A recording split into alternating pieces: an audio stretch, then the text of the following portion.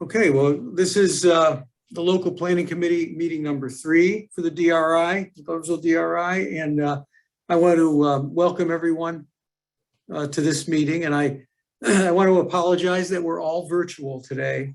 We had planned originally on having this in person at the Glove Theater, and due to the increasing numbers of infections, we switched to all virtual. And so I apologize for that, but being such a rainy day, it's maybe it's better that we're all indoors and didn't have to come to the Glove. But that said, the public participation in this is very, very important. So anyone that's following us on Facebook,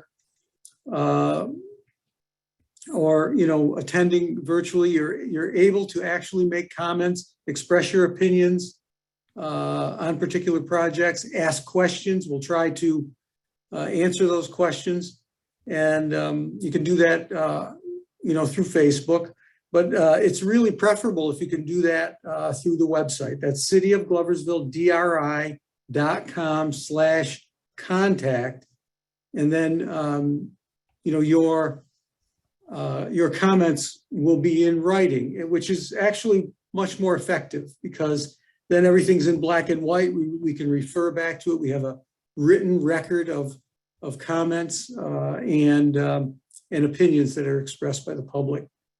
So with that, we'll get going. Wally?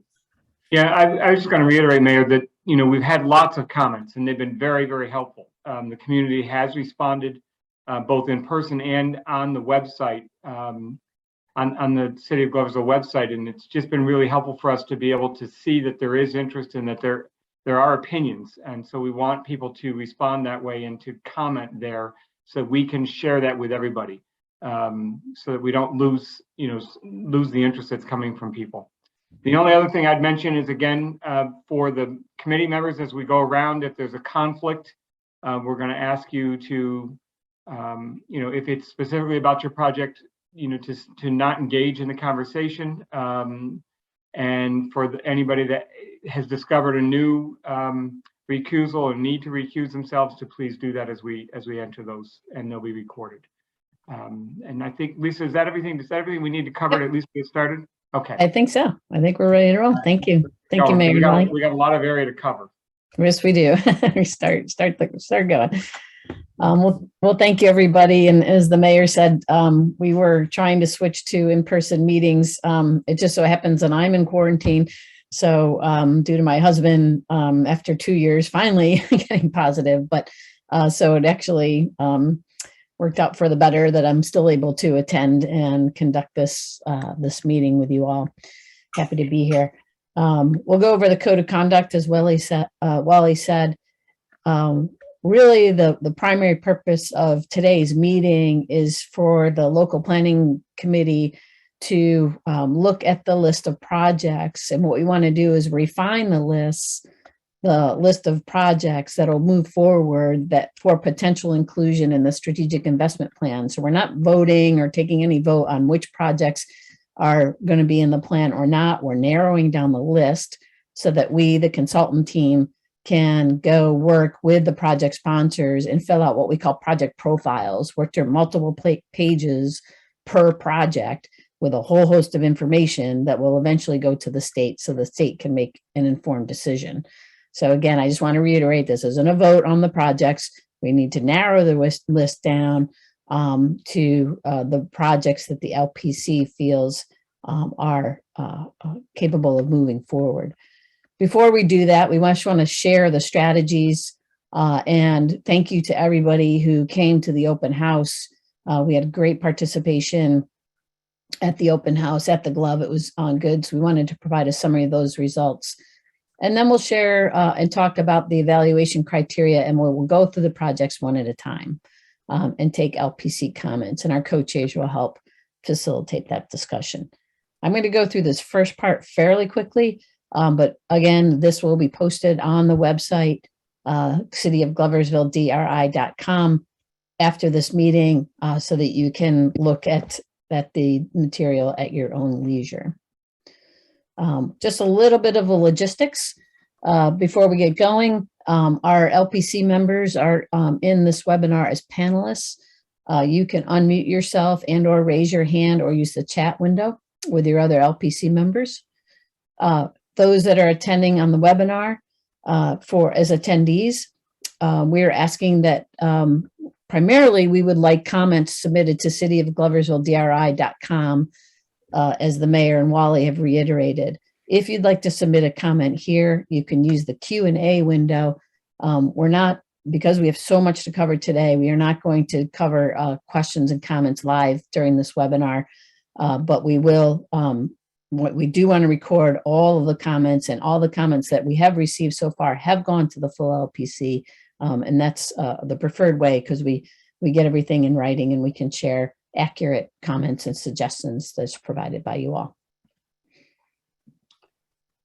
Just as a reminder where we are in terms of the schedule, we had our open house in April, we're in May. We will go over the next steps at the end of this presentation. We're looking to have our fourth and final LPC meeting in June, followed by a public presentation. Those are two separate meetings that will be happening in June, and we'll talk about that at the end. And we're submitting our draft plan to the state in July. So I think, Wally, you might have covered this, but just in case, I'm going to check and see if there's any new recusals. Anyone have any new recusals? Anything that's changed in their business, work life, personal life that you've not? We'll move ahead. We have a list of those. The state's, Danny's keeping track of those, and they are available for review. All right, thank you. So these, again, I'll go through fairly quickly. We do have a number of goals. We shared with you a vision statement. Some of you commented on the vision statement, and we made edits to that vision statement. We now have goals that relate to that vision statement and strategies to help implement the goals. We shared these at the open house and did get some comments and made just minor revisions. And so I'll just sort of summarizing these goals. The first one being economic development. And this is really about creating downtown as a destination and leveraging assets, spurring private investment and increasing jobs and providing resources. And so it's broad, but looks to economic development. The second goal is to identify, enhance, and create downtown cornerstones. And this is really looking at your historic building stock and really creating a mix of uses in some of your key buildings in the downtown. The third one is offer a full range of quality housing. And this is really housing in all income ranges, but maintaining a balance between affordable housing and market rate housing throughout the downtown. The third goal is about the public realm. And this is looking at both natural resources and public spaces, even along your streets, looking at public art, installing public art as an economic driver, spaces for gatherings, and welcoming accessible green spaces by all residents. The fifth goal is about cultural opportunities. And this is really about culture, art, entertainment, again, to drive traffic downtown, and about the artist community within Gloversville. Last one, goal 6, is mobility for all users. And this is looking at streetscape and walkabilities for residents and visitors of all ages and abilities, looking at also all forms of transportation within the city, including your bus system within Gloversville.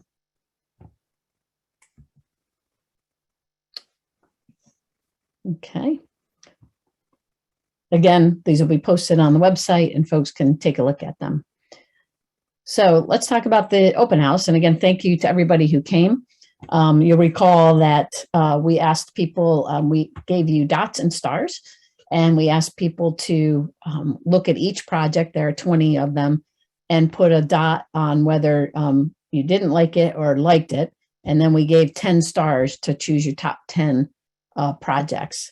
And so as we look to this, just to orient you, the number of responses are along the bottom. And we asked people, how much did you like the project from a scale of 1 to 5? And so love it is in the dark green, like it, somewhat liked it a little bit, or didn't like it that much. And so we're looking at the dark green bars and the red bars here. I have two pages of this. So the dark green bars is people that put a dot or a star saying they loved it. And then the red bars are people who said that they didn't like it that much.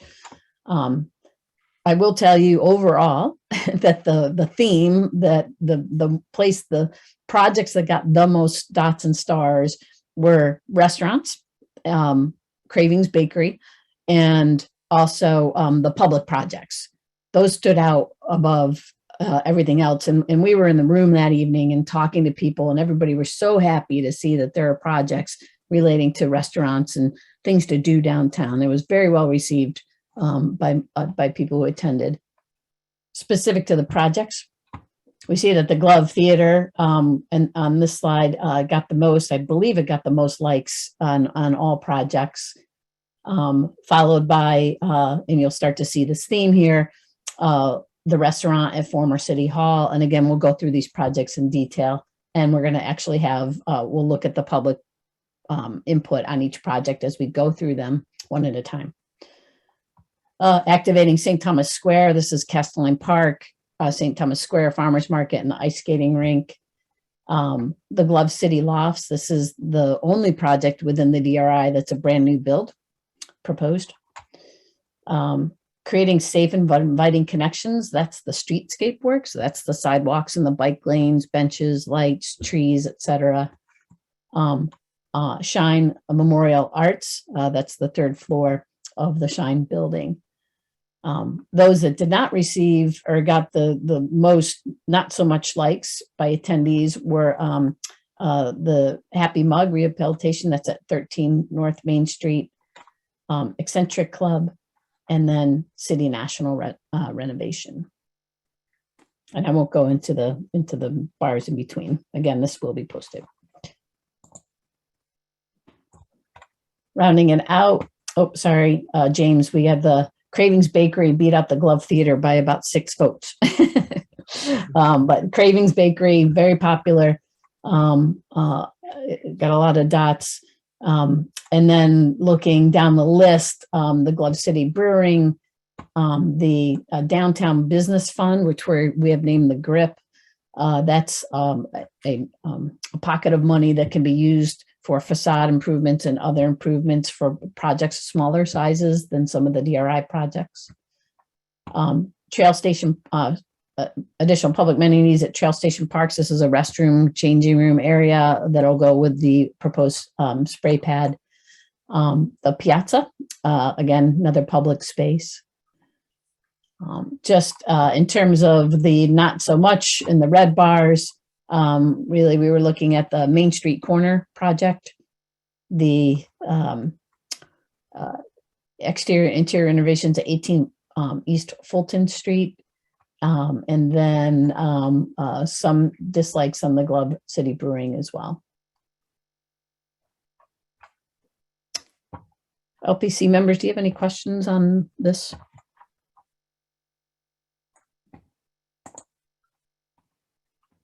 Very helpful. Did you get a head count at all of how many people came in during that day?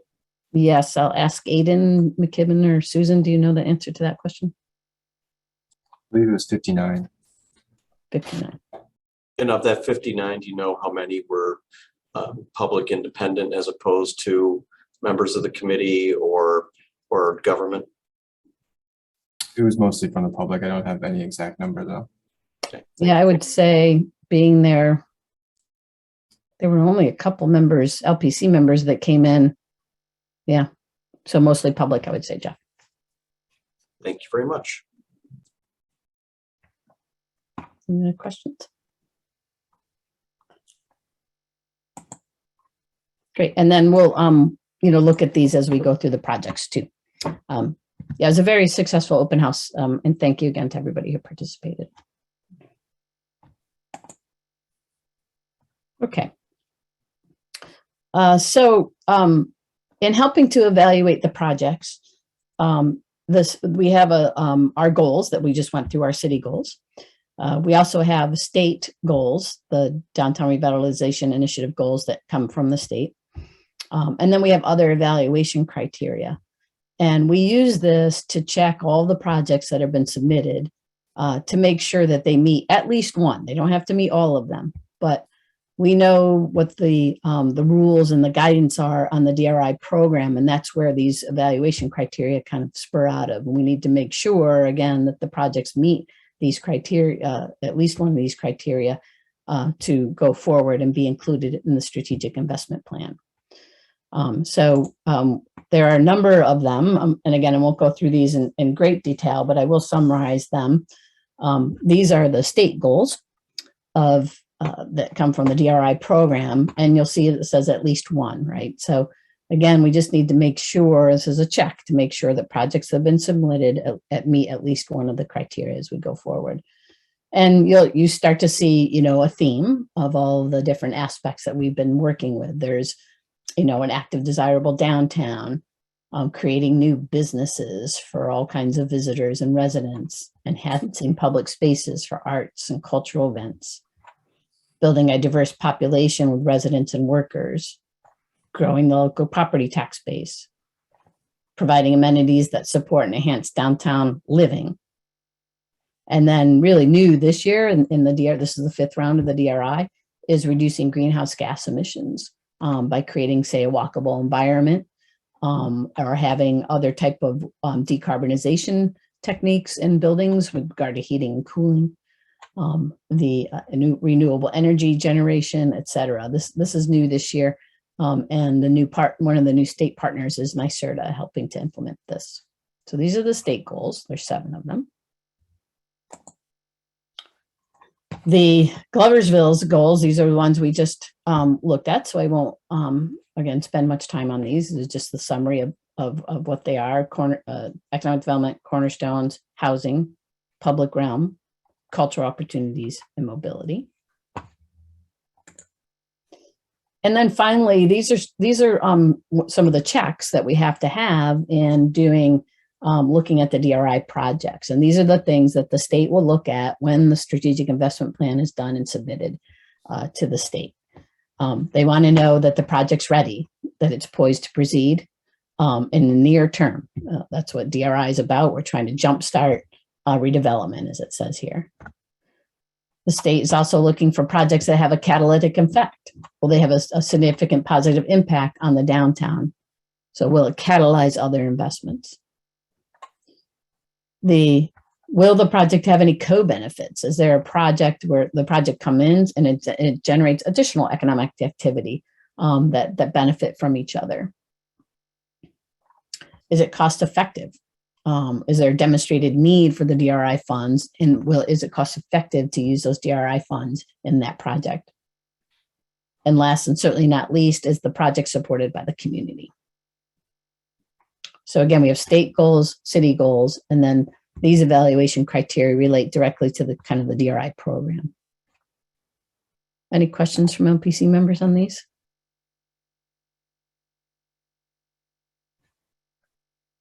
All right. So with that, we'll start to we will apply these evaluation criteria to the projects, as Michael and I will walk through them. And just before we get to the projects, we do want to confirm, we did this at our last LPC meeting, but we just wanted to confirm again for the public's benefit that at LPC 2, we spoke about the boundary. And there's guidance by the state that says the boundary must be compact, well-defined, and easily walkable. And that the LPC is allowed to make minor adjustments. And we had this conversation at LPC number 2, and we decided to keep the boundary as is to meet the guidance of the state. So we just wanted to kind of close that loop with everyone, both the LPC and the public, and just remind ourselves that this is the DRI boundary that we are working with.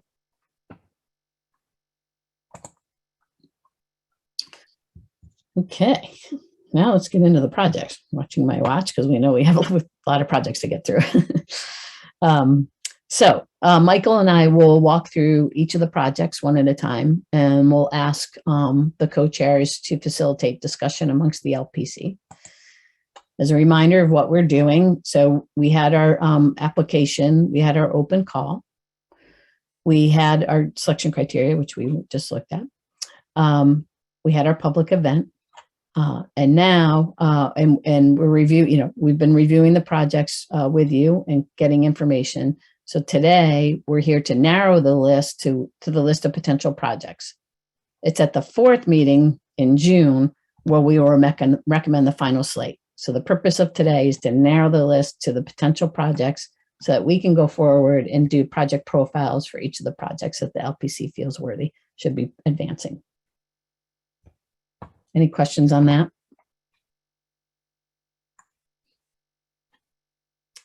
Okay. We also just want to note, so we've had all the projects all along. There were a few projects that were just withdrawn for a variety of reasons. And we just wanted to note for the LPC and the public's benefit, those projects that have been withdrawn. Some projects are seeking different grant dollars. Some projects are just not moving forward. So for a variety of reasons, but there are a few projects that are being that were withdrawn, and we're not going through this process. Okay. With that, I'll kick it over to my colleague, Michael Indolo, and we will start working through the each individual project here. All right, thank you, Lisa. So our first project number 1, Glove City Lofts. This is at 52 Church Street, which is currently a vacant asphalt lot that's undergoing a little bit of deterioration. I'm sure everyone's familiar, very close to City Hall. The proposal is from Kearney Development.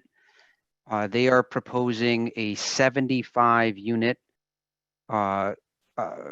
rent-regulated development. These are going to be for a variety of incomes.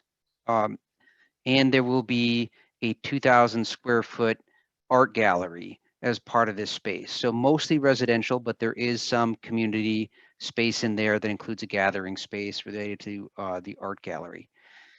They are predicting 2 jobs associated with this. They have advanced through the site plan approval process. The other remaining step that they need to accomplish is to be allocated low-income housing tax credits as part of the next funding allocation, which they have applied for and are now awaiting for a decision on that matter. This appears to be, assuming that does get awarded, this appears to be a very ready project in terms of both the design of the project, the funding of the project, and its approval process in terms of getting it through.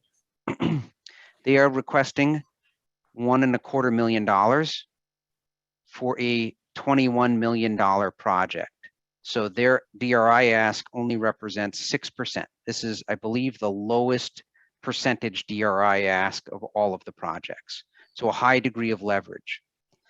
As noted in the onto the right of the slide here, open house number 2, this project was pretty much universally liked by the public, with I think only one not much response. And I think that's it for my summary. Any questions or discussion by the LPC?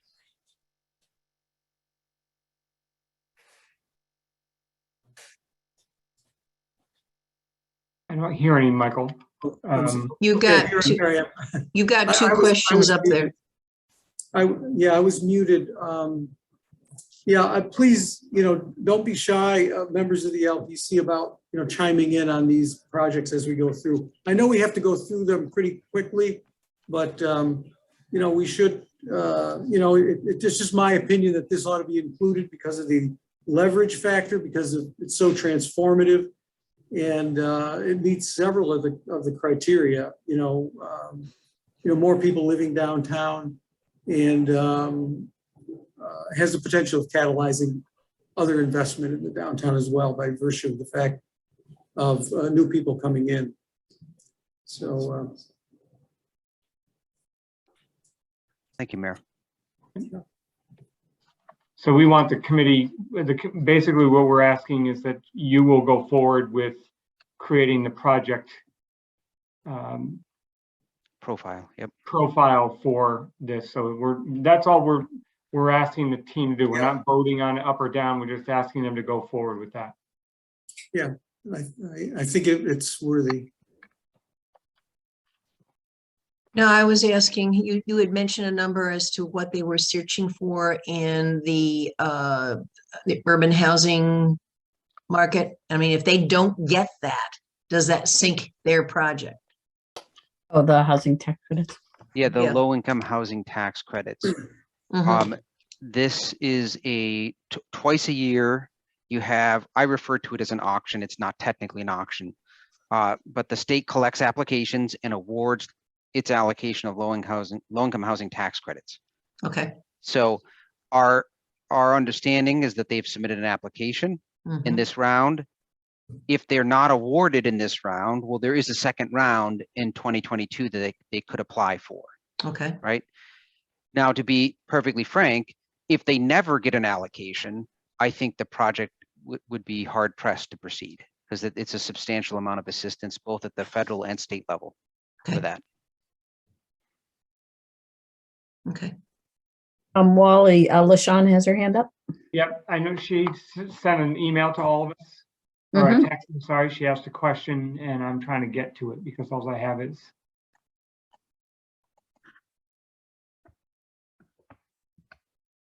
So state goal number 3 is part of the DRI regarding inclusion of diverse populations. So I'm looking for those in front of me. I have too many pieces of paper. So Lisa, can you provide what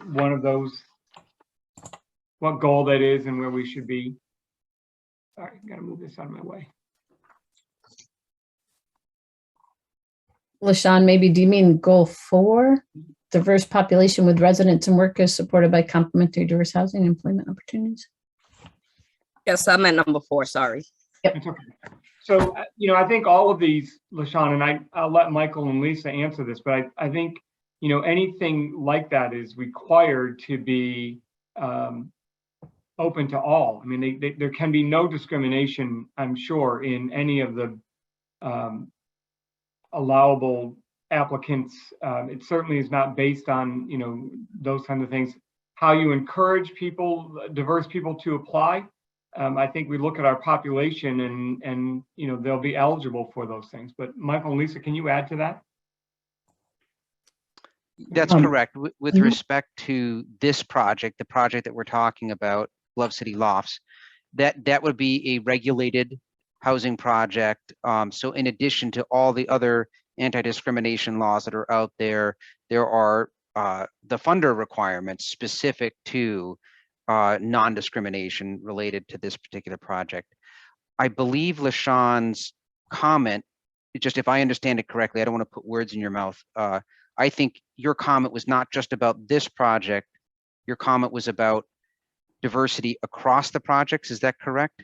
Yes, that is absolutely correct. As I was going over the DRI and all our last meetings and going through different businesses and a lot of the proposals, all of the proposals that were brought up that were like for minority businesses, new businesses and such, all have dropped out of it. There is no business that is in this DRI that I feel is meeting that criteria. I do know, and just on that point, Lisa did have, just for a moment, had the slide up about projects that were withdrawn. And those were withdrawn. Thank you, Lisa. Those were withdrawn at the request of the sponsor. So those were not, just to be clear, those were not eliminated by the LPC. These are ones that either were just not eligible or withdrew their application from consideration. So just, I want to make sure that that's clear. And, I'd also like to offer too, LaShawn, that, we understand your concern, and then that we don't have to meet all of those criteria, but I think, like this project in particular is aimed at middle and low income residents, and have to meet the affordable, what's the federal, the Affordable Fair Housing Act, right? So this one, were it to be funded, and I think it's hard to pin that, because like some of the public projects, those public projects are open to all. There's no discrimination on who could go to a park, for example. I think I'm being misunderstood. Okay. I'm not meaning the project is being discriminated towards anything. What I'm saying is there is no minority projects included in this DRI. That's what I'm saying. Got it. Other than saying, LaShawn, that I think as we go forward with things like the GRIP and things, other funding opportunities through the CFA process, that we, as a community, and, I'm not sure that this LPC will continue long-term, but that as a community and as a city government, we continue to work to support individuals who may have an interest, and encourage them to apply to be part of those kinds of things, and to make applications through the CFA process, which will continue on long after the DRI, or hopefully it'll continue on long after the DRI. I think that's the only way we can do that, is to continue to try to get people engaged and encourage them to, anyone who's interested in making an application or putting forth a project and working with those entities around our community that can help them be successful. How would someone go about that? Because I personally, I'm going to speak for myself, didn't know a lot of things that I could have easily known about the whole DRI and things of that nature. So I would definitely like to know who I would be going to, and as far as these things, these supports, because my nonprofit's been in this city for 2 years, and I've yet to have any of those conversations on where I could go to get support to enhance the nonprofit with the services that we're doing for the children in our community. So I would really like to know how to receive those type of services. Mayor, I don't want to put you on the spot. I'm just going to, I think for any business, I'm going to say business, but also because I work for a not-for-profit and we seek their support on a regular basis, I turn to the Center for Regional Growth. They're the first place that I go to when I have a project in mind, and say, here's what I'm thinking about doing. Here's what I'm doing. How can you guys help? Can you point me in the right direction? Do I need to turn to, private funding? Is there state funding? Is there grant funding? Can you connect me to, to banks or whatever that need to happen to help me get in that direction? Is there, are there things through the chamber, the Service Corps of Retired Executives who can help me figure out my business plan, those kinds of things. So I think between, if the city has a loan fund, if the Center for Regional Growth is certainly a resource and has been behind the DRI for the last 3, if not all 5 years that we've applied. And the Chamber of Commerce is another resource for anybody who is interested in expanding or looking at how to develop a business or a not-for-profit. And Wally, I would add too that if the GRIP, the business fund, LaShawn, that's in here, typically gets selected by the state for award, and that's a cap of $600,000. When, as part of this plan that we'll be, developing over the next month or so, there'll be guidelines on how anybody could participate and seek funding from that award. Who's in charge, how do, who do you contact, and all of that will be defined on the Business Assistance Fund, which we're calling the GRIP. Right. And, historically, CRG has been kind of the ground zero for a lot of these different funding sources, and both for nonprofits and for businesses alike, because Nick Zabowski, our CDA person, is connected with them. And usually, if one agency can't help, it's handed off by others.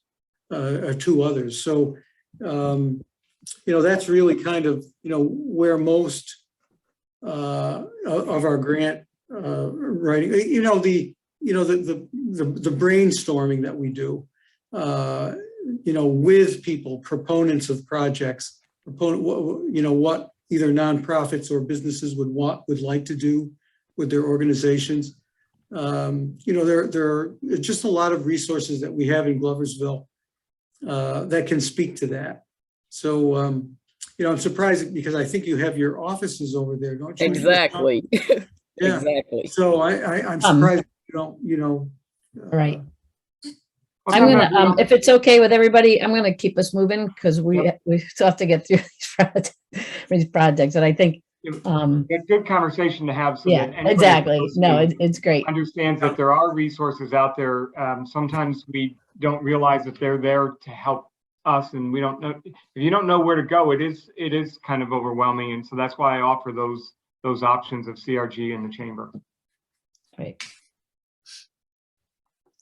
Okay. We'll keep moving here. So we're on project Sure. 2. All right, project number 2. We have 18 more after this, right? The Eccentric Club. So since this project was originally presented, a few details have emerged, a few additional changes. The total project cost is now $844, and the DRI funding request is $253 or 30%. The change was that originally the project was going to be about a roof improvement necessary to make the third floor able to be renovated. Now the project actually does include the third floor renovation. So the project budget went up, the scope of the project went up somewhat. So we have a slightly larger budget there.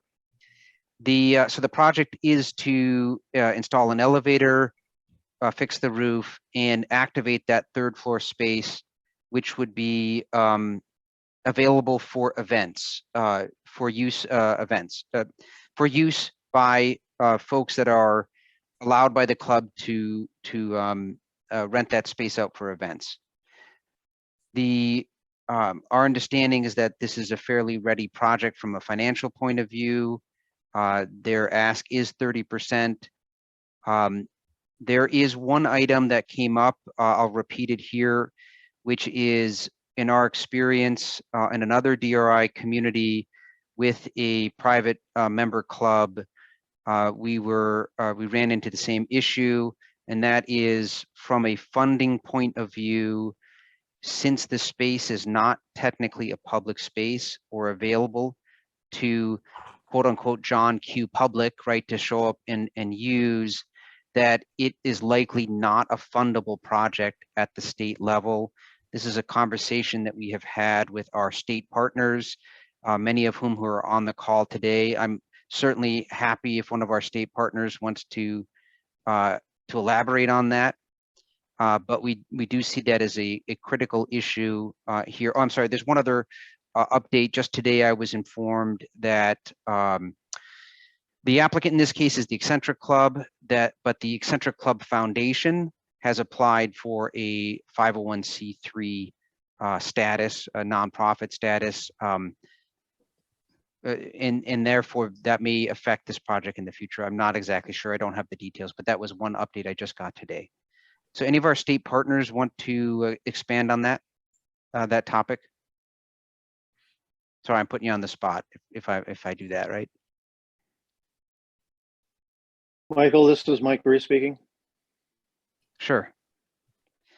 The other community, yes, we had a project from another DRI community for a private club, and it was their LPC actually deemed it not a project that they wanted to put on their into the strategic plan, simply because it was not the type of project that was open to the general public. I think from a state perspective, if ESD were managing this project, this is actually the DRI program is a Department of State program, but we would have a difficult time approving funding for a club that has membership dues, and you need to actually be accepted into the club in order to be a member. to put state funding into a project of that nature. Thank you, Mike. So, DOS, this is Daniel Lappin with DOS. We don't necessarily have like a hard stop on these types of projects, but we share all of the concerns that Mike Reese brought up, and we, encourage the LPC to take, those same concerns into consideration, but we'll stop short at requiring them to do what we, tell them to do. So I have a conflict, but I would ask if I could make a comment. I have a conflict as well, but I just don't think it's appropriate that either myself or Jeff speak on this.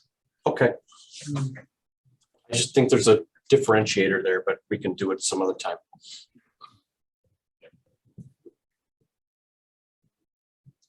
Are there any comments or questions from the LPC regarding the project?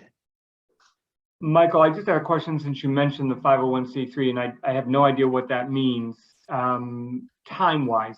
Whether that would change the status of the organization, whether that would change those kinds of things. Since what we're doing today is asking you guys to create the project profiles, yet we're not voting on things, but we're asking you to go forward with that. Does that change? If we said to you, because they're looking at a different model, does that change anything in putting together project profile?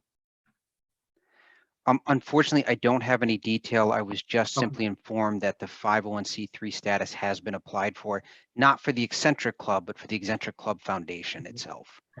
And so the application is still coming from the club?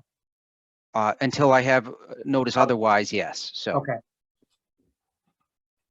So, I think there were concerns from the community. There were, we've heard concerns from both the state and the Department of State and Empire State Development that, these projects are not looked upon. So I think I have to just ask the rest of the committee if they want to ask the team to put together a project profile or to sort of waitlist this.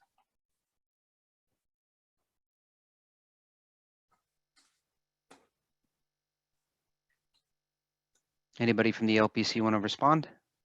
Yeah, I'll respond. I think it's a significant building in downtown, but I would have to say that the public perception and personal perception is that because it is a private club, it really doesn't fit what we should be doing with public money. Thank you, Chris. Any other comments? I agree with Chris. I also agree with what Chris said. I was also going to say the same thing. Yeah, I think that was LaShawn, Jenny, and Marcia. Marcia, yeah. Marcia, I'm sorry. I'm sorry. Okay. I can't read very well right now. Everybody does it. Yeah. I would agree with it as well. I would also agree. This is Michael Medina. Michael and David. Okay.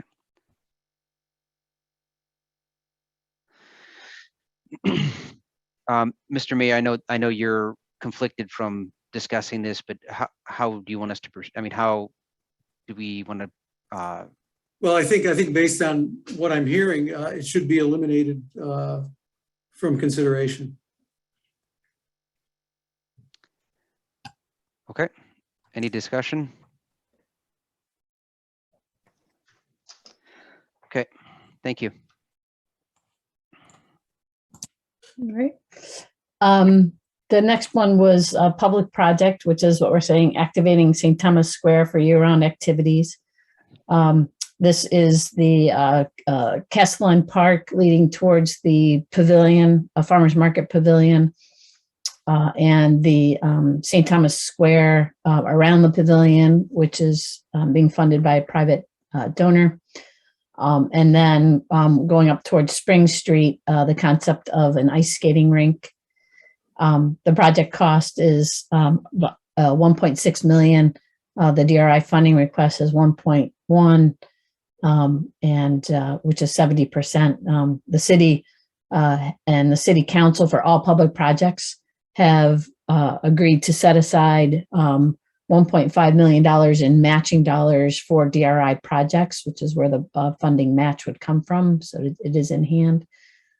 This did get quite a number of positive votes in the public, and people like the ability to have active use outside, in particular year-round use in the wintertime as well. There'd be ice skate rentals, small fire pit, a tree grove, picnic areas, etc. And then the farmers market would then be accessed as usual in the summertime for the farmers. Any comment from the LPC? Okay, I'll start it. I think it's an excellent project. I mean, that is such a dead zone that has so much potential to use it, and it looks as if this would create a functional use of a nice space that was created from urban renewal when we knocked down a whole bunch of buildings. And it seems like it's a space that's been waiting to have something happen to it. Great, thanks, Chris. I agree. And I also think that, you know, residents are always looking for things for the youth of the city. And I think this is a great opportunity, especially with the skating rink, you know, to help the farmers market. I think it's a great use of space over there. Great. I would agree. Thanks, David. Yep. Okay. All right, we'll advance this then for consideration. And Michael. Sorry, I was on mute. Project number 5 is the former City Hall, the restoration of the former City Hall. Since LPC meeting number 2, the one change to this project was that the DRI funding request went down from 300,000 to 250. So we're now looking at a 33% DRI request. I think everyone is familiar with this building in the heart of downtown at 44 North. The proposal is just about really the ground floor and associated spaces. The upper floors are already occupied, and no project funds are going to go into the upper floors if this is selected. The ground floor is going to be a bakery, a restaurant and a bakery, and there'll be some proposed outdoor seating as well. The proposed tenant right now is actually New York Lunch, which is next to the True Value site. Would move into this building. So it's an existing restaurant that would move into there that would allow, although not part of the project, that would allow an expansion of the True Value downtown as well. So there's kind of an associated benefit. And as I think we can all see from the input from the open house, this is a very highly regarded project with 42 votes for love it. Yeah, it's a restaurant. It's, the fact that it's right next door to the Glove Theater makes it very catalytic. And the use of some of the public space around it really checks a lot of boxes. I think it should go forward. And it's not a pizza parlor. And the Glove Theater really needs restaurants, because I think that's the one thing that is lacking, that when you go to the Glove Theater, there's really no place to go after or before to have a meal. It's very limited in our city, and I think it's really important that we expand on the restaurants. Okay. Great.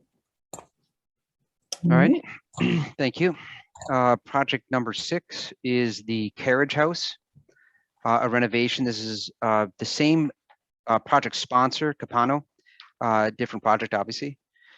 A $3.4 million project with a 40% ask at $1.36 million.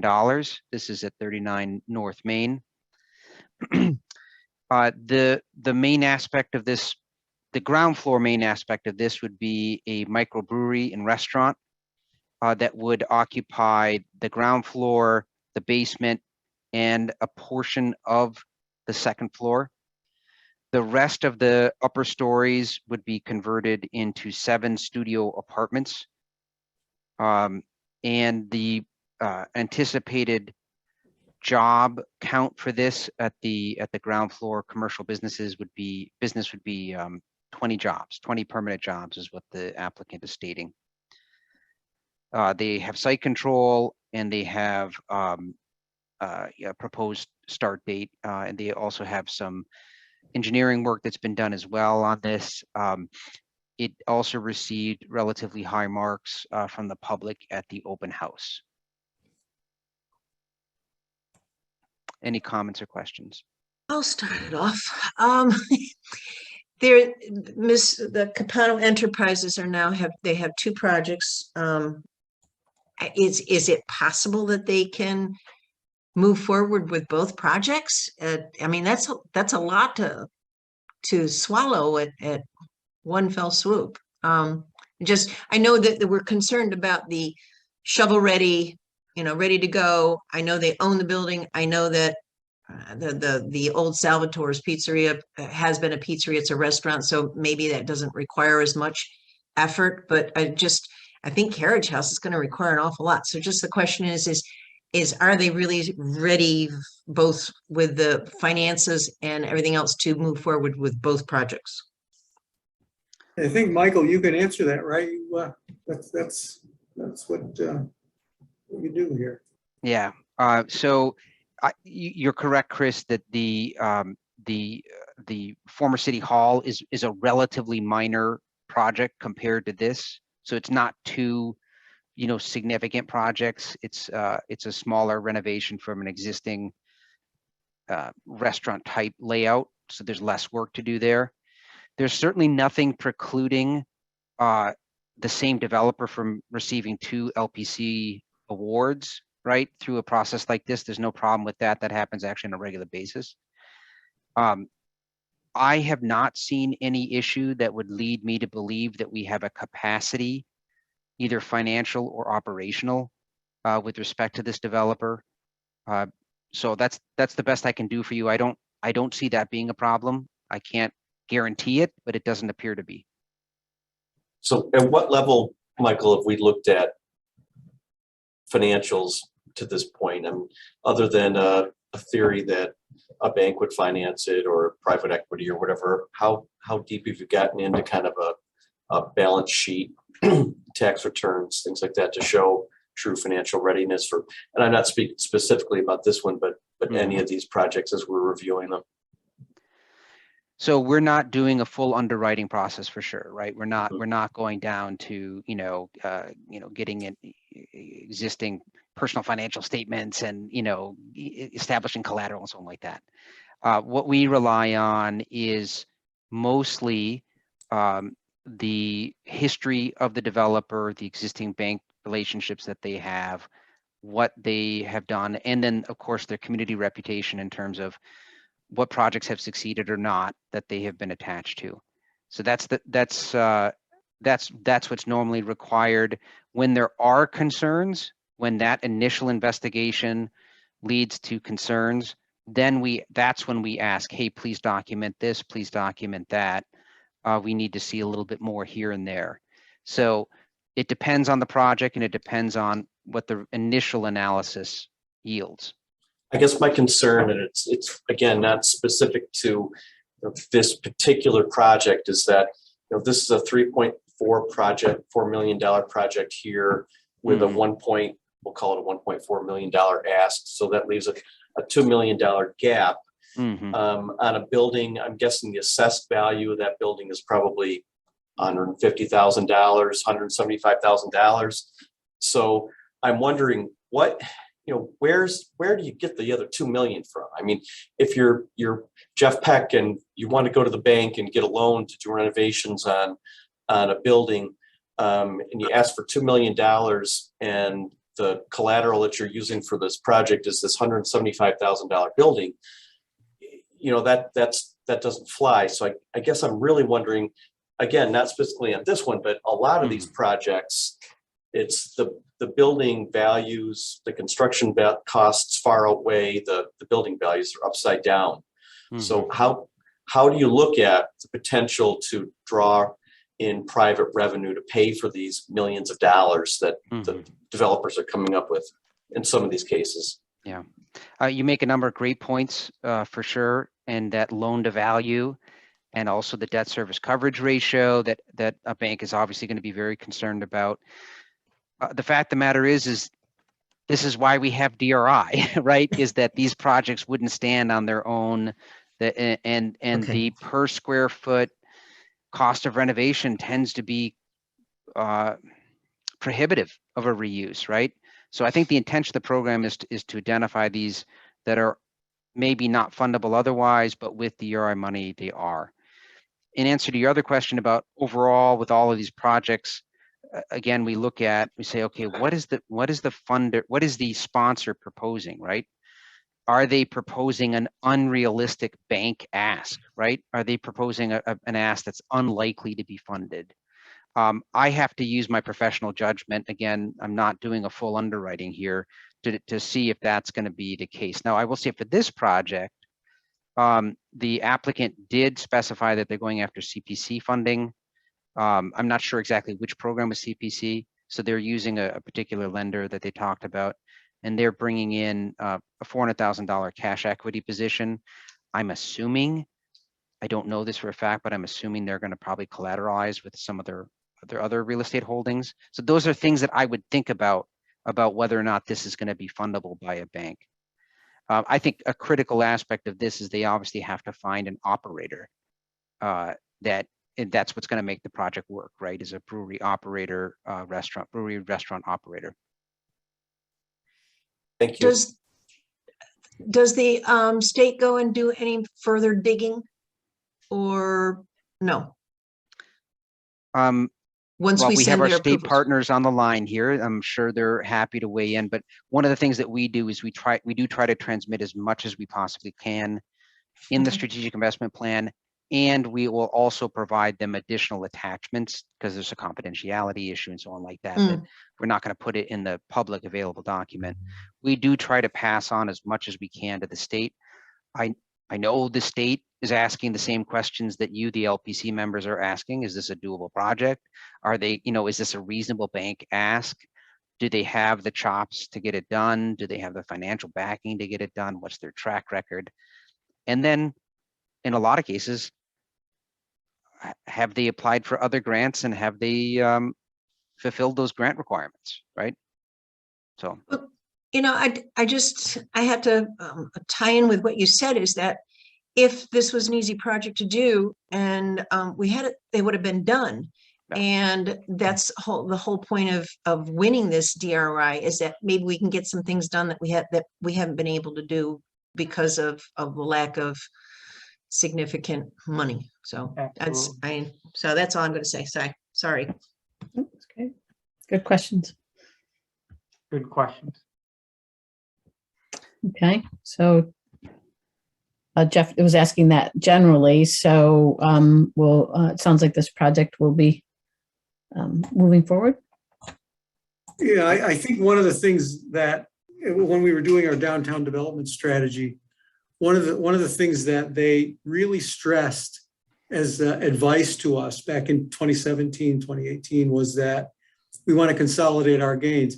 If we have this one block of Main Street that is vibrant, it tends to strengthen everything that happens not only within that block, but goes further. So I think the idea of this project right across the street from the Glove Theater and the one next door to it, even though they're both the same proponent, really does do that for us. It consolidates the gain. It makes a vibrant center for the downtown that then could spread to the neighboring blocks. So I think this project ought to be considered. Thank you. All right. All right. Next one is the Glove Theater. No changes here from the original request. It's a $2 million ask, a 1.96 DRI funding request, or 98% of the total budget. The project sponsor, the Glove Theater Board, has obtained money for some improvements to the theater. So this is looking at the theater itself. This will be looking at improvements to the sprinkler system, and that's needed so we can increase the capacity. And it's looking at air conditioning to restore the plaster walls, and also the stage equipment, the rigging equipment. The one potential change, and I'm guessing this project is going to move forward, it's one I can probably make an assumption on, is that rather than the balcony, it would be looking at reprogramming the money for the plaster walls, the picture there on the right, and fixing the plaster walls. The Glove Theater Board has received a lot of input from many people about those walls, and they can't be fixed until the air conditioning's fixed and the sprinkler systems are fixed. So those are both proposed. With those both fixed, then the plaster walls could be restored. So that would be the only potential change to this project profile, would be rather than the balcony, to look at the walls.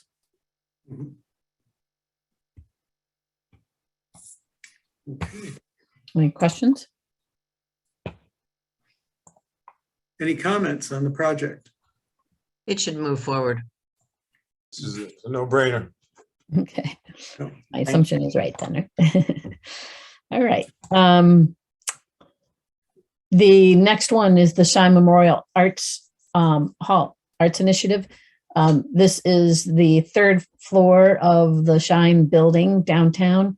The project here is to renovate approximately 3,400 square feet of the space on the third floor. There are other uses and so on and so forth on the third floor, but this project is just about the 3,400 square feet.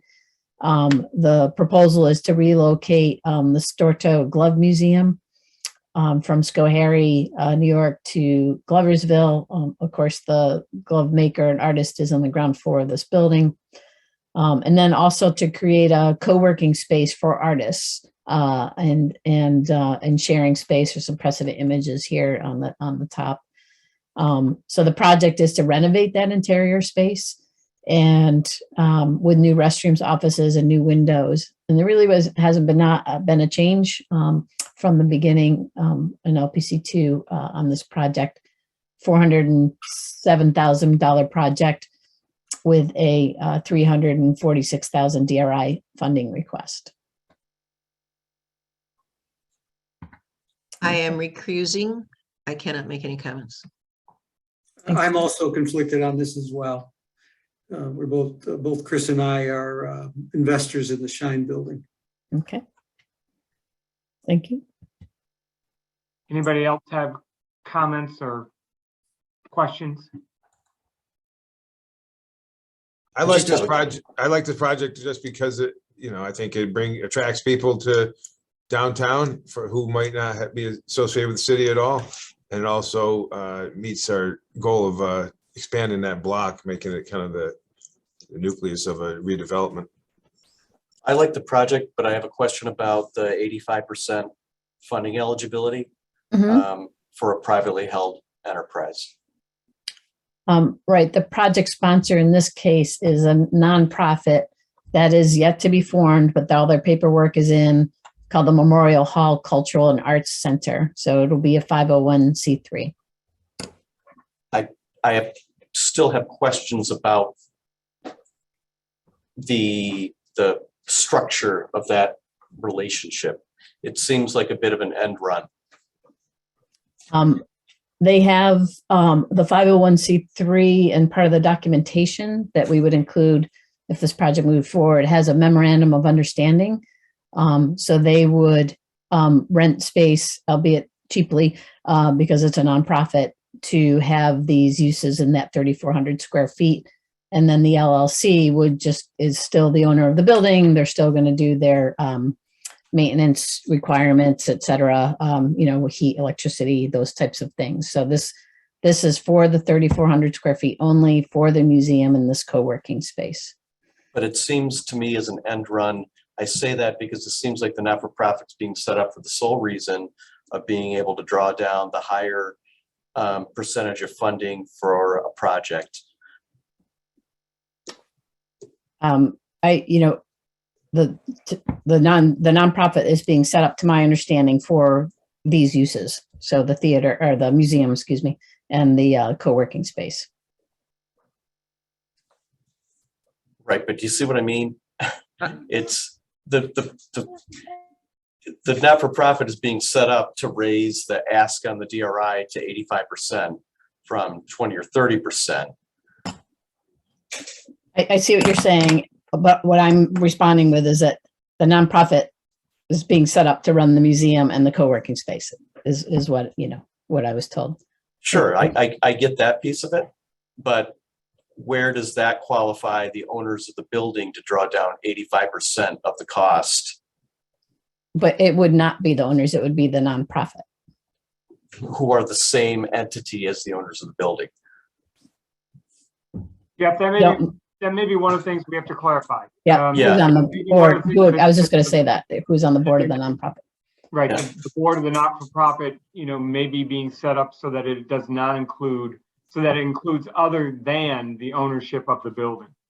Yeah, And we can it make that still clear. seems conflicted at very least. So I guess the only thing I might, Jeff, I like the project. Yep, I understand where you're coming from. I suppose if the Mohawk Harvest Cooperative was applying for funding in that building if they were eligible for something, I think maybe we'd look at it. You'd have to look at it the same way. The owners of the building are still going to benefit by the improvements that were made in the market. Maybe not at the 85% level. And so I think you've raised a good point there.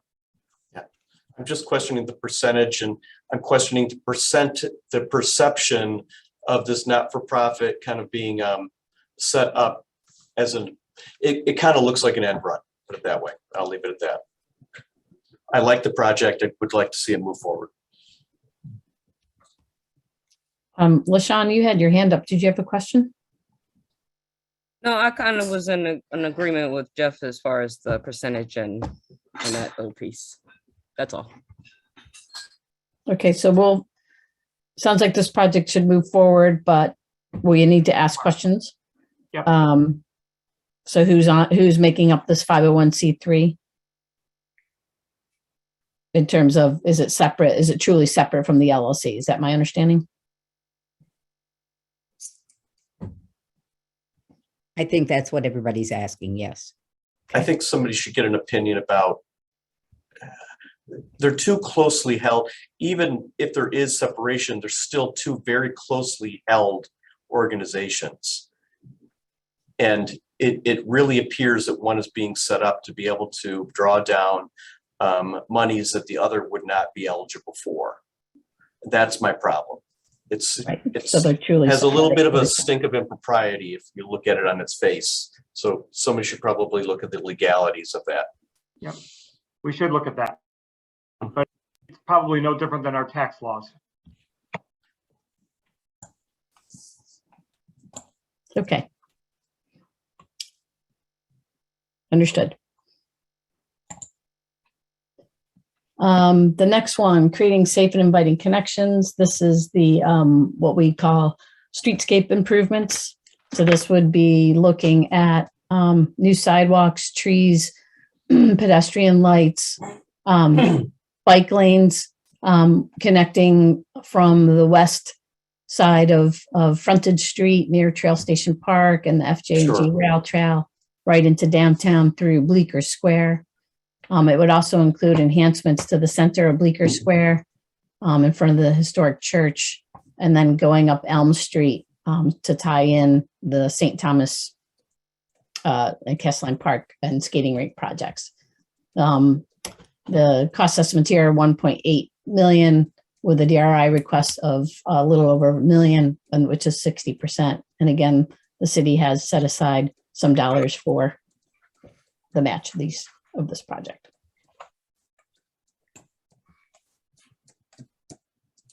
Any questions?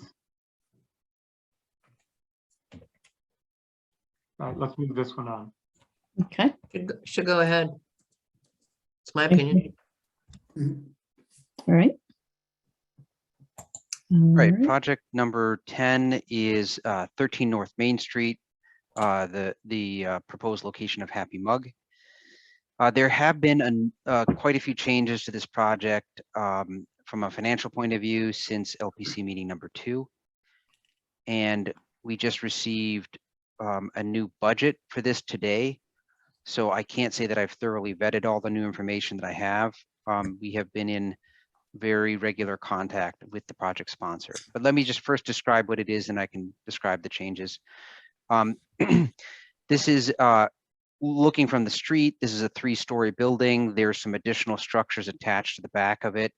The ground floor would be for the Happy Mug coffee shop. The upper stories would be office related office space. In the back of the building, where again there's attached structures there, there would be there's an atrium space that could be used, and a 2-story warehouse in the back.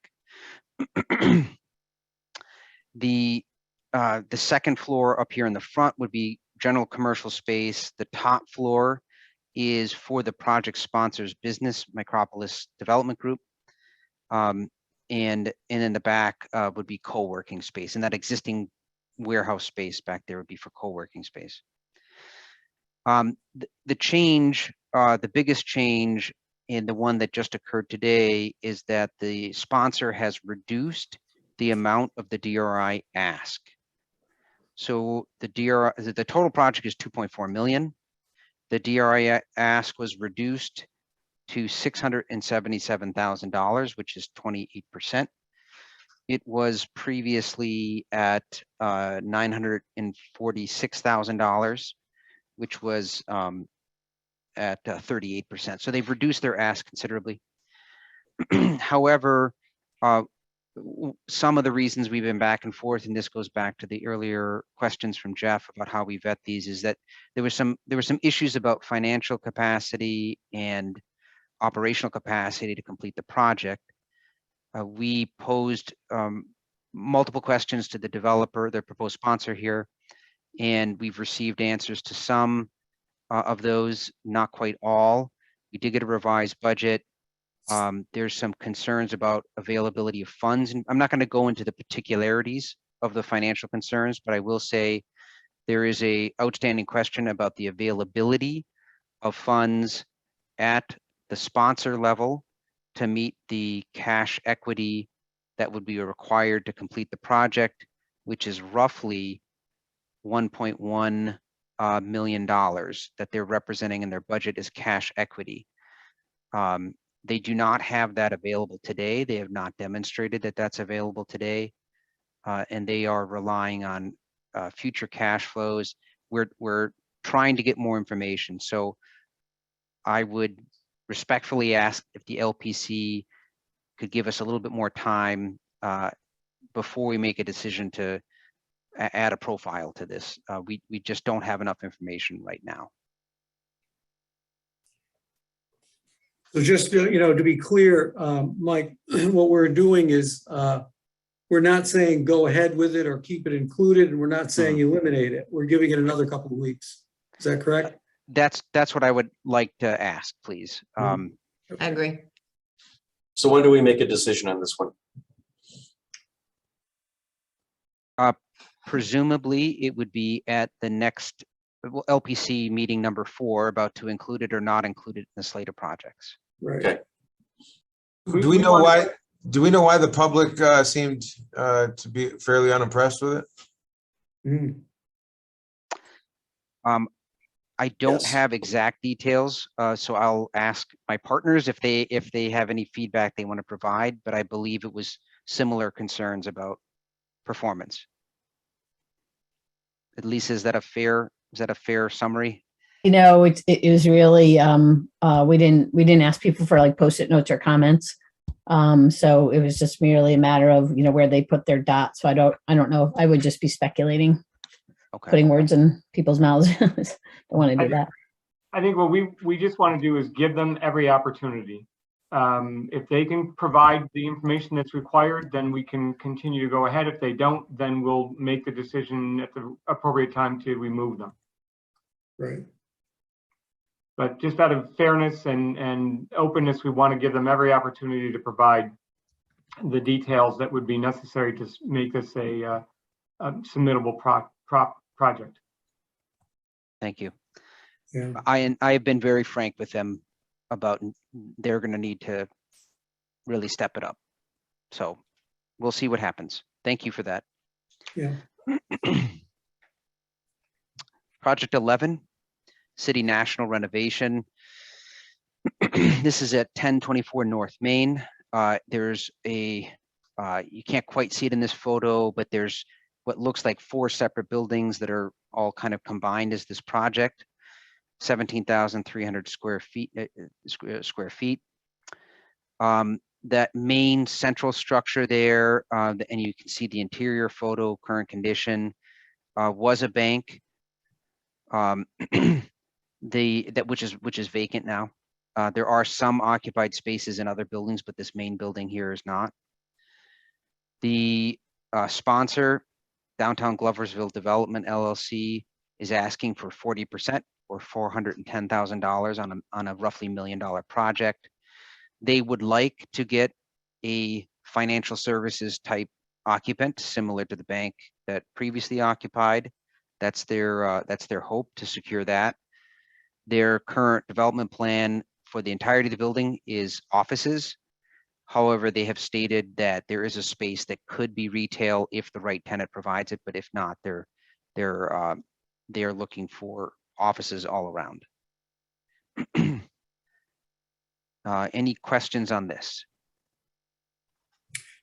Well, this is certainly one of the cornerstone buildings architecturally in the city. It's a real gem, and it's in the center block. And I think the reason for people being not so enthusiastic about it at the open is that offices are not a really sexy project. It's not someplace you go for fun, right? So that may be it. So this building was the subject of a Restore New York grant. That's what started it all. So that's in process of being administered. And so, I personally think that it should stay in. Yeah, I think it should stay in too. I have a feeling that people have kind of seen this project or this building involved in potential opportunities over the last 10 years that have kind of come and gone. Mm-hmm. And maybe their faith is decreased in a project happening there. I think this is under new ownership at this point in time. I think it's a new opportunity, and it is integral to downtown. And quite frankly, restaurants and coffee shops survive because of offices. So, right. So the reasons why there's so many open storefronts downtown is because 1,000 jobs move from offices downtown at the same time. So it'd be nice to have it come back. Yeah, I would agree with that. Yeah, I definitely true. We need foot traffic downtown, and we need regular foot traffic, kind of like, Johnstown has. Yep. Mm-hmm. Okay. Good points. So the next one is what we're calling Making the Piazza. This is on 1218 South Main Street, where the building had to come down. This is being envisioned as a plaza, like an urban plaza with a performance space in the back, a grove of trees, and movable furniture for seating, space for food trucks on the street, and the interior space hookups for other restaurateurs in the community that don't have a food truck, but maybe would like to sell their wares or their food or beverage They would have a spot within the piazza. The cost estimate on this is $725 with a DRI funding request of $435. We also had through, this was liked by the public, as you can see, at the first open house that we had, there were comments of what this should be named, and perhaps named of a person of color in Fulton County. And while we're not tasked with that during the DRI process, I think that we can integrate it into the project profile if this goes forward. And this could be, as what would happen is if this gets funded by the state, then the city would move forward with the design and construction of this as part of that process. That perhaps could be a naming discussion or competition, if you will, for this space. So I just wanted to point that out. It was a good comment that we received in the open house. Not something we have to make a decision with as an LPC. We need to decide whether this project should move forward, but make note of that public comment.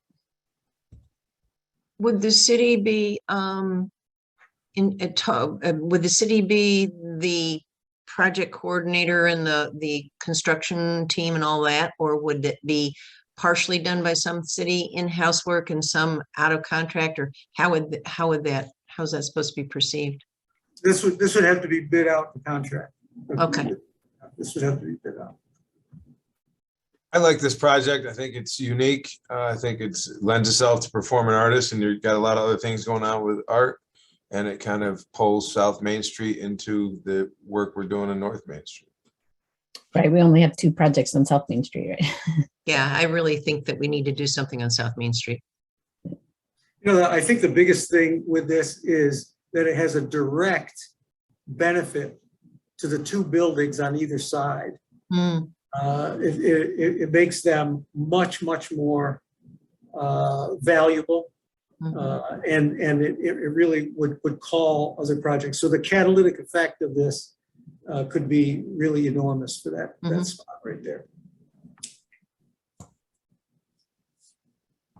Okay. Other comments or questions? Okay, let's move this one on. All right, thank you. So speaking of South Main, Glove City Brewing at 64 South Main Street. This is approximately $900,000 project.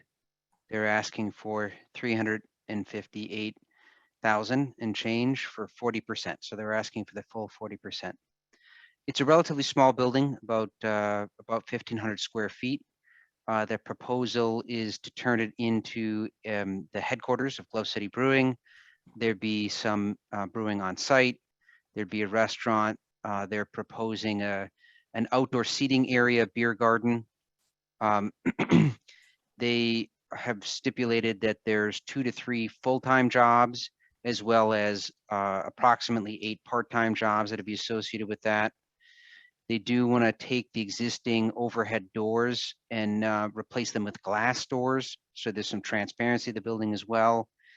And I think that's about all I want to say about that. I believe they have site plan approval, so they're ready on that end, and they appear to have the funds necessary to move forward. You can see the support for the project that came out of open house number 2. I'll tell you, I was so happy to see this project included because it expands our downtown. It reaches down to the south. It creates, you know, a southern pole or a southern lively area to the downtown, and it creates this, makes this space into a space that is lively and could be a very popular destination. So it's really, it really checks a lot of boxes, I think. It's a great location, could be really beneficial to downtown. Yeah, I think that it's Cross all our fingers on this one. Yeah. Yeah, this would be a big win. It's when they brought this to the planning board, they've done a great job of envisioning it. The barriers that they have around on the street side will really kind of define this space. And it's really going to be something down there if they can get this going. So. Any other questions or comments? All right, let's move this one along. The next one was public art. And when we had originally discussed this, we were talking about maybe a public art fund similar to the Business Assistance Fund, but we can only have one fund. And with all the art and the interest in art in Gloversville, this project was reconceived as public art installation, so actual art being installed.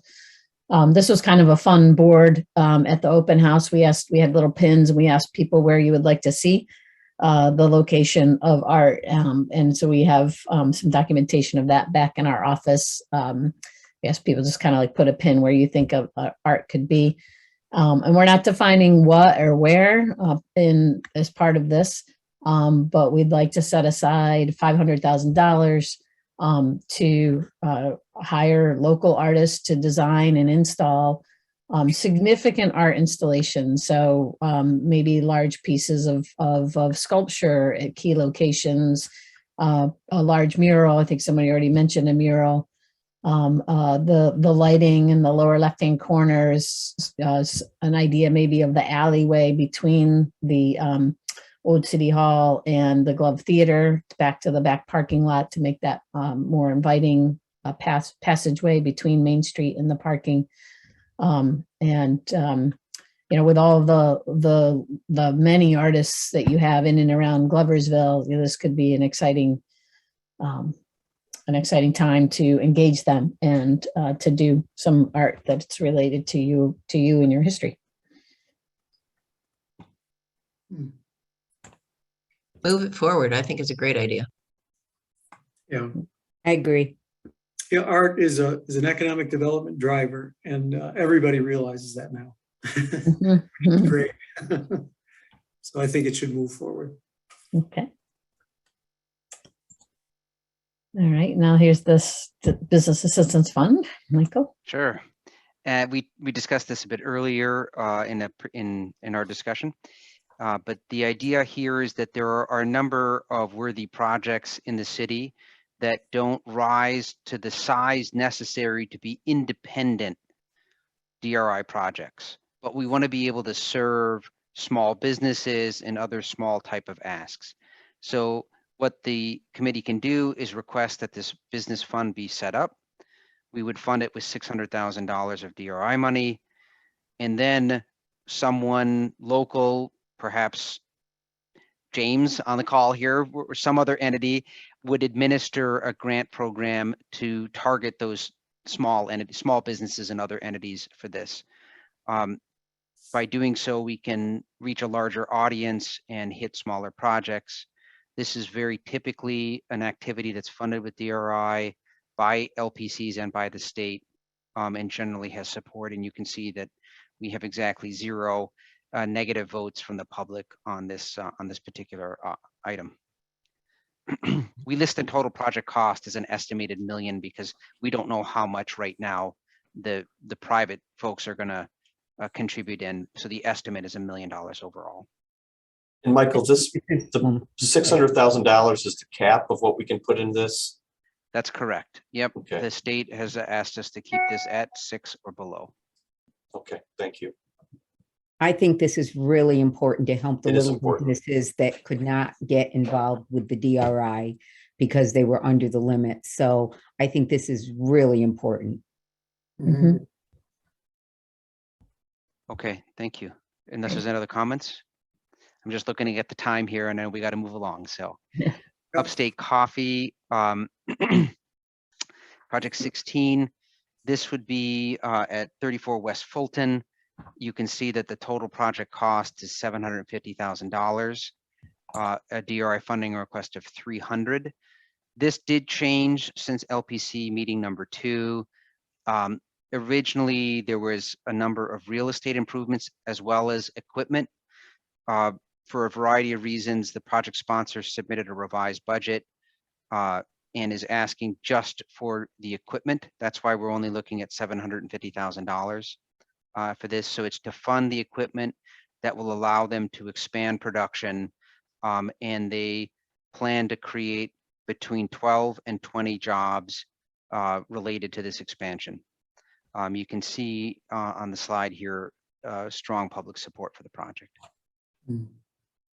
I have a question in terms of when I say a certain number of jobs, is there any sort of is there any sort of problem if this does not create 12 to 20 jobs at the end of a certain period of time? Like with the economic development grants that happens. So the question is, So it's a little complicated here, but that's because there's some of the other things are being funded by other sources that do have clawback provisions if those jobs are not created.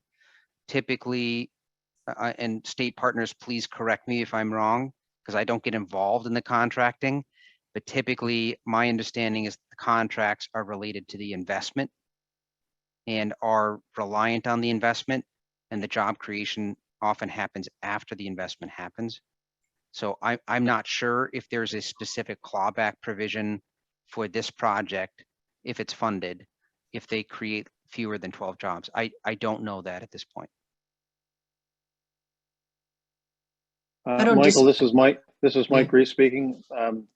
Typically if ESD is managing this project, our incentive proposal would most likely list the jobs that the company is saying they're going to create. So they will be listed in the incentive proposal and they will need to be created.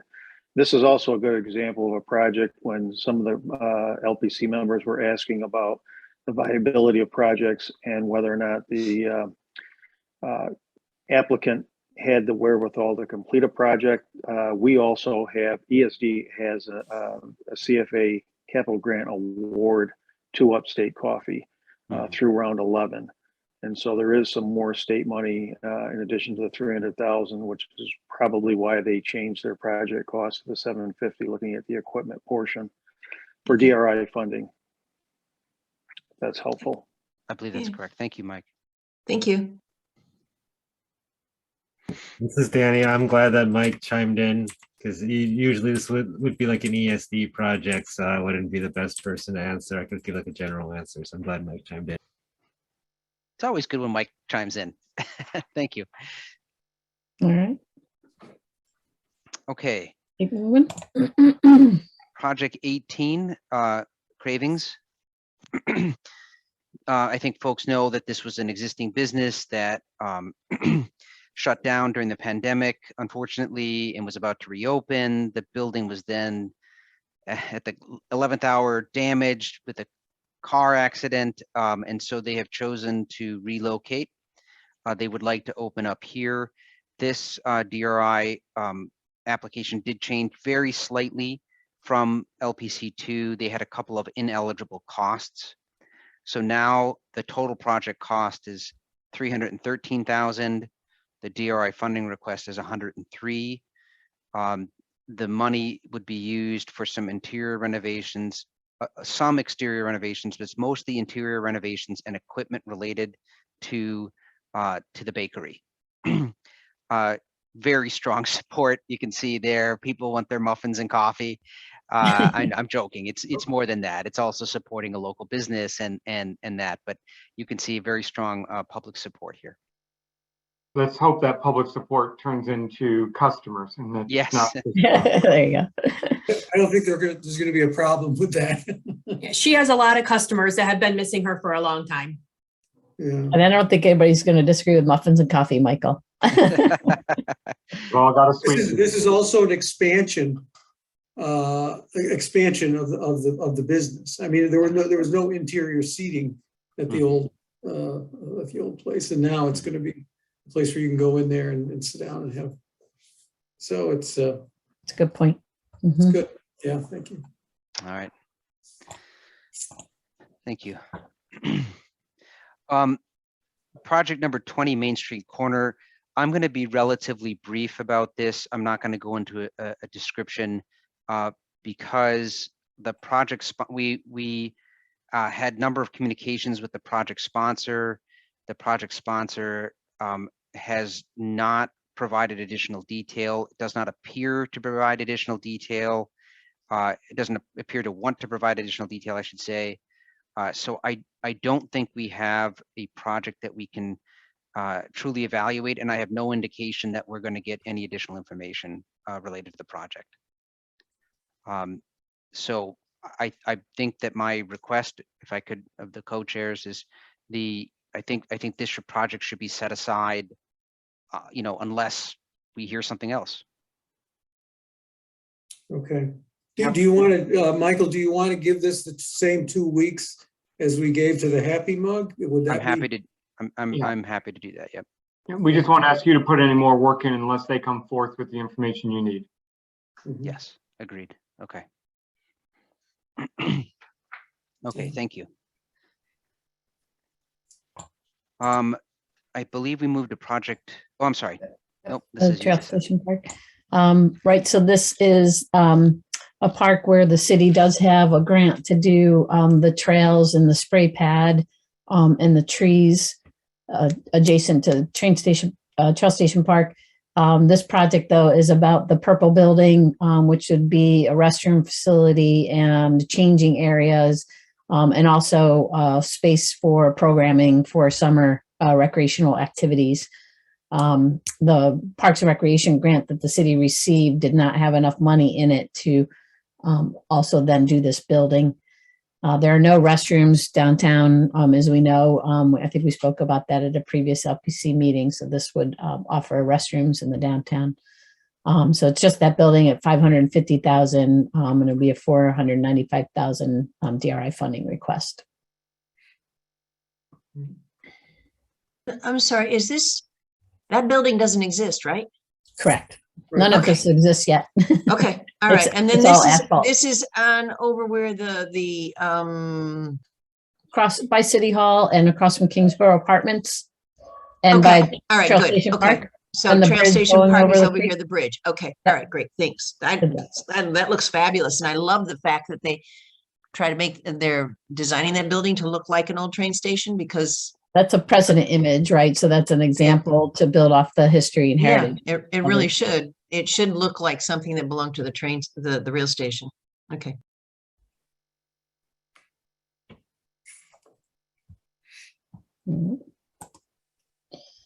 Okay, we have two more. Doing pretty good on time here. Yes. Project 22, I'm going to put in the same category as Project 20, which is we have asked for detail. We have not received it. We've had no further communication coming from the project sponsors. Their budget does not conform to minimum requirements. They're asking for 60%. We've not received anything from them. And you can see the public input was not terribly favorable for the project either. And really, until we get something else, if we get something else, there's really nothing we can do with the project. So I would suggest that we also give them 2 weeks, but otherwise set aside until we get more information. Okay. All right, sounds good. Thank you.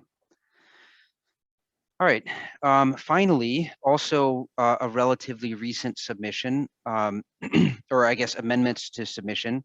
We have the Daniel Hayes redevelopment. We did get a fairly substantial packet of information from them. They have engaged an architectural firm, VIP Structures, that have produced some design documents and some cost estimation. The big change in this project is that the scope of the project has been reduced significantly. They were originally going to handle much larger space and do both residential and commercial. They have drawn this down to what they're calling phase 1, which would be just the residential portions of it. That reduced scope is a $2.6 million project. They're asking for 40%, or just over $1 million. Right now, in their design documents and their descriptions, they have a couple of options that they're still considering.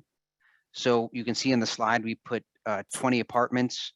There might be more, but right now they're saying at least 20 possibly as much as 30, depending on the size and the bedroom count of the units. We do fully expect and anticipate some additional information coming in the next week or two. Hopefully that will clarify some of these things. And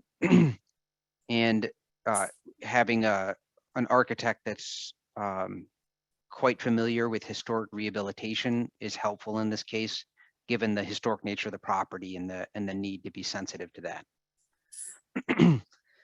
You can see on the public input, we have 19 and 11 votes respectively for love it and like it. And then we do have a number of votes that are on the a little and not much. So a little bit more even for and against kind of voting from the public. Any questions on this project or any comments? Just one, I like the project. I'd love to see that building rehabilitated, but my question is regarding now that they've scaled the project down to being apartments in the main historic structure, what is the viability of them being able to do that before the rest of the site, which is an industrial brownfield, is remediated? Yes, and I'm sorry, Greg, I thank you for reminding me. I should say that part of the project is the removal of a couple of small, very small buildings for just that reason. There's a couple of dilapidated structures that are behind this one that would need to go. I think you're right that there's an overhang from the presence of other buildings in the area that would not be renovated. The project sponsor is saying they're ready to move forward, that they're happy to do it in phases. I question, it was last used as a whole high tannery. Mm-hmm. The buildings that are attached to it were beam house buildings.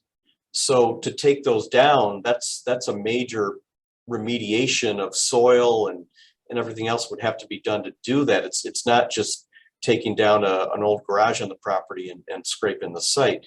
I mean, that entire property would need to be evaluated as a brownfield. And and I don't know exactly what the process is for that, but I know that any of the other brownfields in the city that we've dealt with, it's an enormous expense. And I don't know how they could create the parking that they would need to create for that many apartments without taking down the buildings that are adjacent. And I don't know what their time frame would be and what their financial ability would be to remediate the ground there that would be necessary to make the project work. I guess that's my question. It seems like this is kind of a drop in the bucket compared to what the total cost would be to get that site ready to be able to have 20 apartments or 30 apartments there. This doesn't completely answer your question, but I will offer that this property, along with many others in this area, is part of the Brownfield Opportunity Area Program plan that the city's completing right now, which sets up both public and private sector individuals for future grant monies for remediation, investigation and remediation. Also, the city has an EPA assessment grant, and the properties with many properties throughout the city, this one included, has had at least a phase 1 environmental assessment associated with it. And I'm not sure if this is going to be a phase 2, maybe the mayor might know, investigation. Just to let you know, over the last few years, we have been administering a citywide EPA assessment grant. And just in December of last year of 2021, we applied for an additional $500,000 for further assessments, plus another $500,000 for remediation from EPA, which is our first grant application for remediation. And that's sort of, that's for the Reisdorf site up on West 8th Avenue. But, we've been involved in this process, not only the BOA, but the EPA grant for the last several years. we have a pretty good relationship, not only with our consultants, but with the EPA. And this would be, something that we would, very aggressively go after in terms of that. So, there is a structure for moving forward with this that we have a real positive track record with respect to. I think my concern is that they haven't envisioned and included in the budget any of the costs of remediating that site that are going to be necessary. I think I'm sure for 2.6 million, they could probably renovate the building and build apartments inside those four walls, but they're not going to be allowed in the city by the city to build, to get a COA for apartments on that site. They're going to have to remediate the site before they can even consider renovation of the building, and none of those costs are included here, nor the timeframes to get that done. So that's my concern, is that it's the building renovation, but it's kind of a cart before the horse situation here, that the site has to be remediated before the building can be renovated. I share the same concerns as Jeff, and I did when I first saw the project. I don't think the full costs are incorporated into the plan. Is that something, Michael, you could follow up with them on? Yes, there's a number of things that I want to follow up with them, and we definitely will. They are aware. I mean, the project sponsor is in the business, and they're aware of the historical legacy of such businesses. They know that they're going to be dealing with brownfields. We did talk to them about the brownfield cleanup program. So some of these questions about parking, remediation, removal of buildings, we do need to get a little bit of clarity on that. They did provide a site plan, a conceptual site plan that does show the other buildings removed and eventually replaced, but not part of this phase one project. So we will go back to them. We will pose these questions and we'll report back to the LPC with what we hear from them. I mean, Vince, what was the cost of the remediation at Liberty on South Main Street? Do you know? I don't know. That was before my time. Yeah, I mean, that would be a similar project that would need to be done here, or the Pan Am remediation.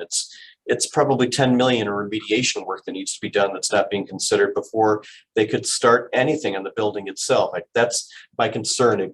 It's a great project. It would be a beautiful project, but there's just a lot of work on the site that would have to be done before it's even close to being able to renovate the building. So there's another aspect of it. I question the readiness of the building to be renovated at this point. Right. Well, we certainly follow up. And I was good. Michael had mentioned the brownfield tax credit program too in New York State, which was just extended to the end of 2026. And that's a significant incentive to private developers for cleanup and remediation, which can really help on, the ROI on these projects. So it sounds like Michael has been talking to him about that as well. Just to provide some context, because we just went through it with the school district, we're going to start remediating the brownfield at Kingsborough Elementary School this summer. And what lowered the cost from roughly 3.5 million to 1 million was that the material in question, the tannery waste, did not reach a level of toxicity to be considered toxic waste. It's instead labeled like hazardous material, and it can go to the Fulton County landfill as opposed to being hauled to an approved toxic waste location. That dropped our price by almost $3 million. So there might be a similar situation here where that costs, and that's a pretty big area. We're going 10 feet deep over hundreds of yards. But Dave, and you're in that situation, that was just a site where some waste from the tannery was dumped on the ground there, where here, this is an active tannery that was acting for close to 100 years. So right, yeah, it might be a whole different story of what's in the ground there. Agreed. Yeah, that's a big beam house right there. That was a big beam house. So. All right. Well, Michael can check on that. We have about 7 minutes left, but I think that's a good question, Jeff. Good points, because it does speak to readiness. So we need to investigate that. Right. Those are all good things, and let's keep this on the list just because it's one of those things that we've got 2 more weeks to figure out whether it's viable, and they can work on those things. So thanks for bringing those things up. Mhm. All right. Okay, so those are all the projects, and I have Shine, Happy Mug, Main Street Corner, East Fulton Street, and this one as getting information over the next 2 weeks to share back with the LPC. So do we have a total, if we take those, if those were not included, do we have a total of what this would be? Yes. So if I take out all the projects that Lisa just mentioned, plus the Eccentric Club, which the LPC set aside. So Center Club out, Shine out. I'm not saying that you're not voting. Right. I'm not including them, right? Happy Mug, Main Street Corner, 18 East Fulton, and revitalization of Daniel Hayes Mill. Then we're at $10.2 million.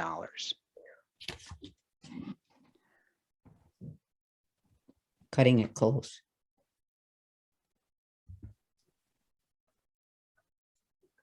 That's why we want them to keep working with these other ones to just make sure that we're not missing anything. Mhm. Agree, Wally. Okay. Okay, so some work ahead of us here.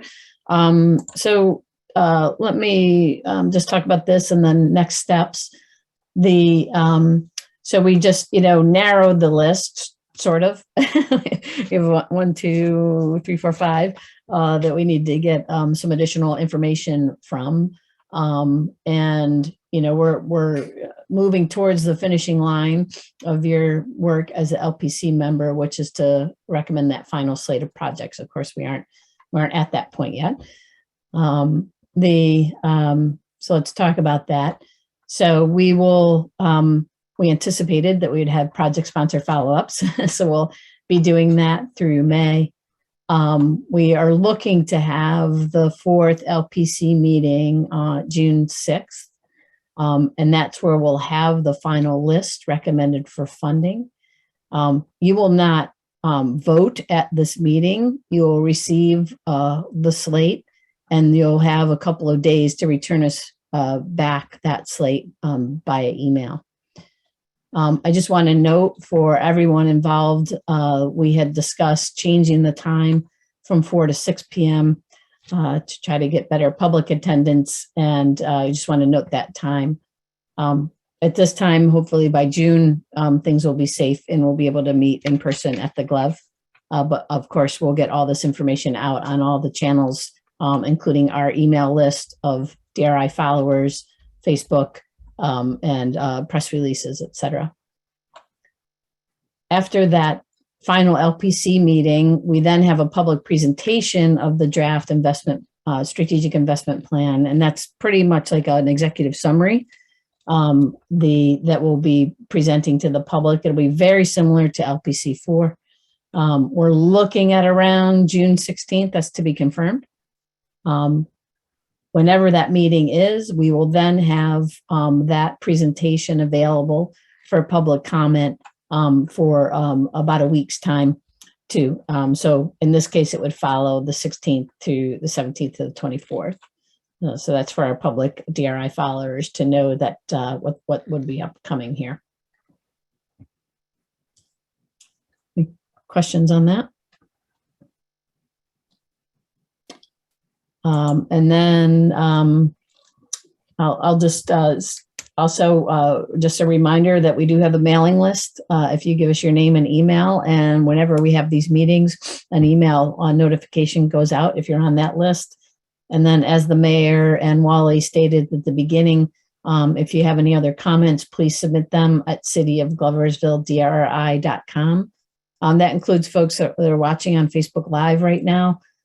Please go to this website and insert your comments at that website, because we need a written recording of all of the comments that are being shared with the LPC. With that, I'll ask the mayor and Wally if they have any closing remarks. No, I just want to thank everyone for devoting the time to this. It's very important. It means a lot to our city. Thank you. Thanks, everybody. Thank you. Thank you. Thank Have a you. good night. Aye.